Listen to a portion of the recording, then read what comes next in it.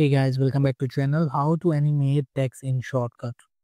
So as you can see, we will just have to move in this plus add filter option and just type for text and just simply select the text simple.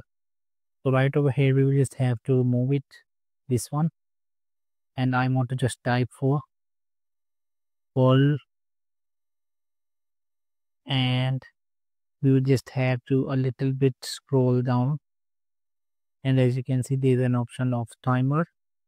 So we will just have to use keyframe, and again just tap on it. So what we're gonna do, we will just have to select this keyframe, and we will just have to adjust it from here like that and hold it to the right bottom corner.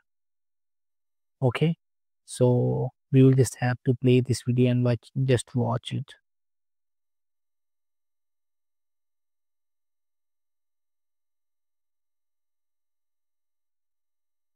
So in this way, you will just have to animate text in Shotcut. Very easy and simple with the help of keyframe. So that's it. Thank you so much for watching.